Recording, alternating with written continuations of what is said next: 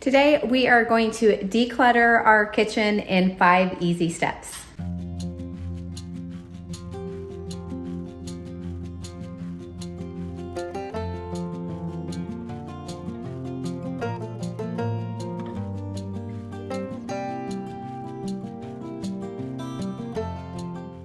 All right, I'm already at step number 1. I'm completely overwhelmed, and what I have just done is pull out everything that I own. So I love to thrift. I love to collect old china, glassware, candlesticks, crystal, just anything that is really beautiful and quality. I'm very drawn to it, as most of you are.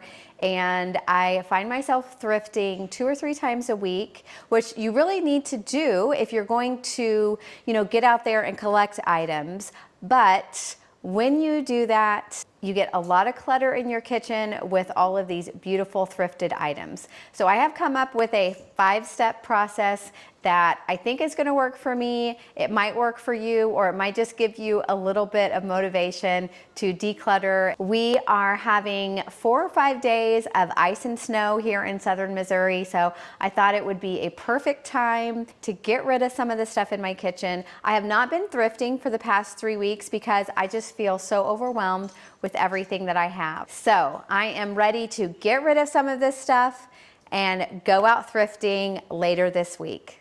So I have pulled out all china, or I have it accessible.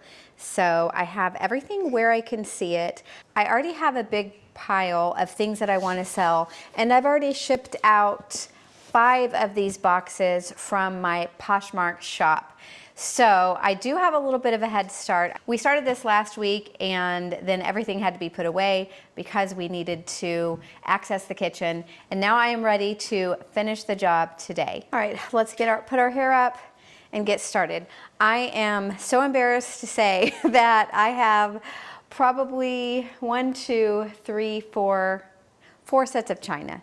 So I'm not going to get rid of these sets of china because I love them so much. However, there are parts of the set that I don't really use, and you know how you feel you feel like you can't break it apart and you have to keep it together? Well, everything that I got here was very inexpensive, and so I'm going to get rid of some of this clutter with my sets of china, items that I don't use. I don't use these glasses. I prefer my mid-century crystal. I already have my cell pile over here, so I'm just gonna start moving all of this stuff over that I don't use. I also am working on better audio for you guys. I'm using this little Rode microphone, so I hope the audio is better. I record everything off of my phone, and I'm trying to make it a little bit nicer for you, so hopefully this sounds better. Let me know what you think, if it sounds better than in previous videos. All right, let's go ahead and start parting with the stuff that we know we're not going to use.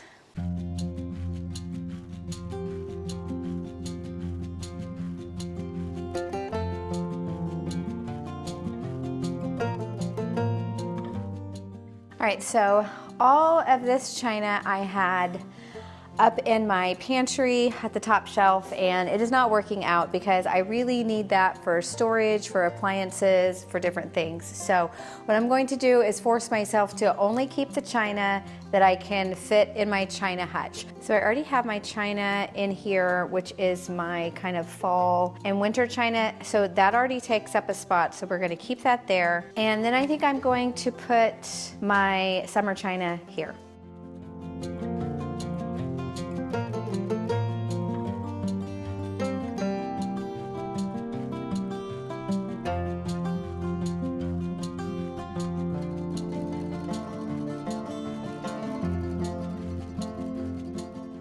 Okay, I'm gonna keep this Christmas china, and then these are the pieces that I don't really use that I am going to either sell or donate. So I'm gonna go ahead and close this, be done with that, and then move on to the rest of this.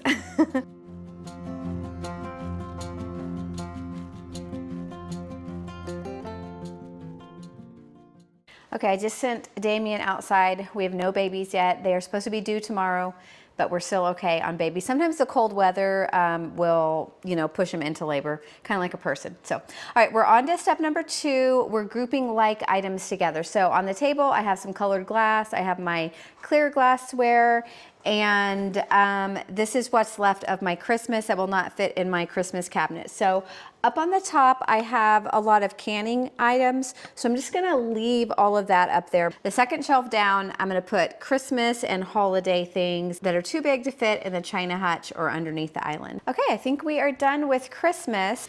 So I do have 3 big Thanksgiving platters, but I am not getting rid of any of them. Because I love them, and I have my plate rack that my husband built. I have decluttered before where I really regretted getting rid of stuff that I use, just because you just get, you know, so crazy, you're just ready to get rid of everything. So I have 3 Thanksgiving platters. I'm not ashamed to say it, and I'm keeping them all because I have space for them. So let's put those up now. I don't really like these platters sitting on top of each other because they're pottery.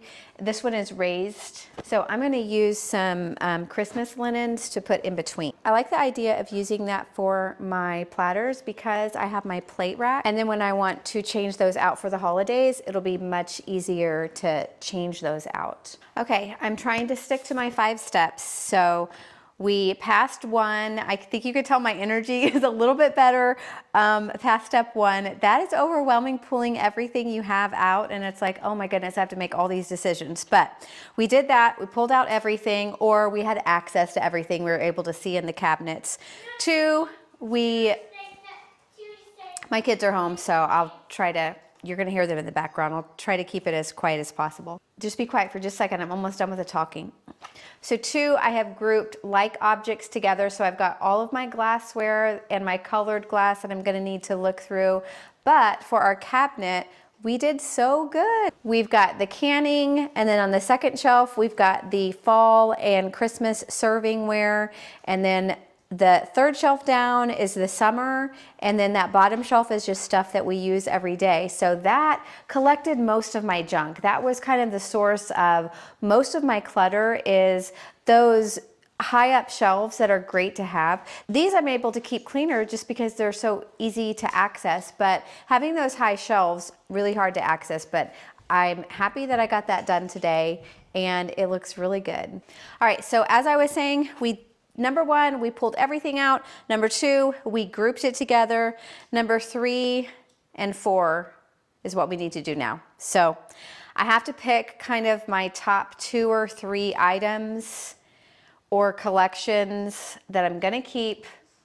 And then I have to move on to number 4 and divide them into either sell or donate. I have a really big stack of donate, sell over there, so I'm doing good.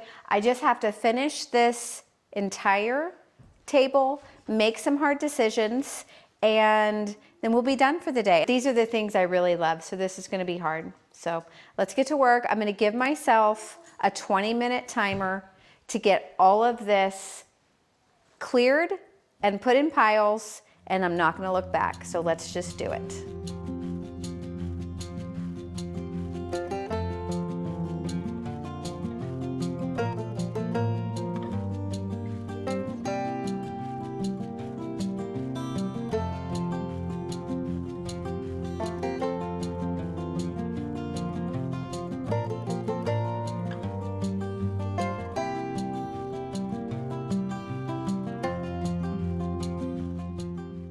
All right, we made it to number 5. We made our piles. All of this I'm either going to sell on my Poshmark shop, or I'm gonna donate back to the thrift store. And I was able to put everything away in my hutch, underneath my island, and in my cabinets that I have in the kitchen. I still have a few things that I probably could let go of that I'm not super attached to, but that just gives me space, and it gives me guidelines for when I go thrift shopping this week. It will help me think, if I really want something, I'm gonna have to trade out something that I already have and put that in place of it. This Friday, I have something prepared for you that several of you were asking for. I made a sourdough starter step by step. So if you've ever tried sourdough baking, some of you maybe have been doing it for years, but I do know that was a big request that I got, how to make a sourdough starter. And I'm also making this for my stepdaughter Hannah and for my sister-in-laws and my mother-in-law.